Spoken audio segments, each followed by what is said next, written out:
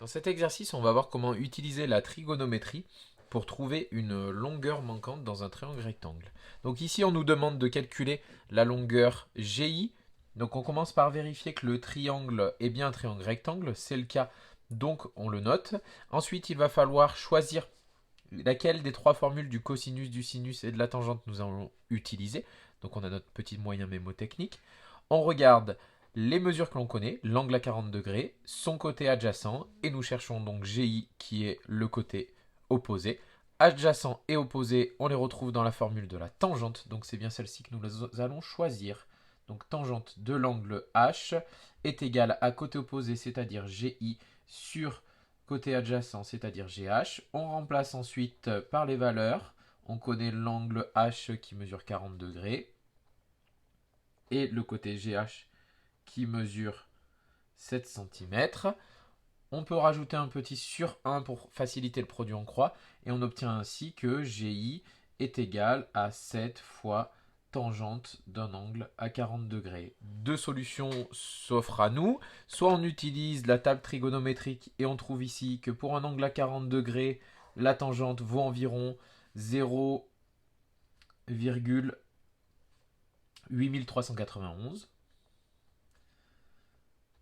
Ce qui donne, après calcul, une mesure pour GI d'environ 5,8737 cm. On aurait pu le faire directement à la calculatrice. On vérifie que le mode degré est enclenché avec le petit d en haut. Et on tape 7 multiplié par tangente 40. On ferme la parenthèse, on exécute et on retrouve le même résultat. Ensuite, pour calculer le côté HI. Donc cette fois-ci, on va chercher l'hypoténuse du triangle. On a l'angle à 40 degrés, son côté adjacent et l'hypoténuse. Donc on va chercher la formule qui regroupe adjacent et hypoténuse.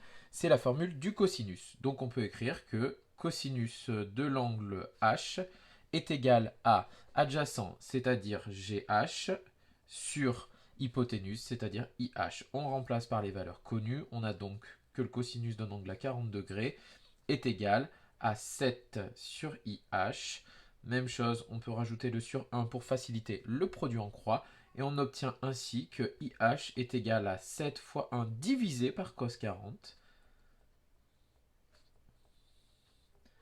Et encore une fois, soit on utilise la table trigonométrique avec un cosinus qui vaut environ 0,7660, ce qui donne après calcul une longueur IH d'environ 9,14 cm. Ou alors, on tape directement à la calculatrice 7 divisé par cos 40, ce qui nous donne le même résultat.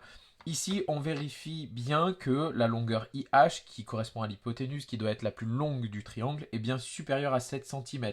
Si jamais on se trompe dans le produit en croix et qu'on fait une multiplication à la place d'une division, dans ce cas-là, on trouvera une longueur inférieure à 7 cm, ce qui est incohérent avec la figure.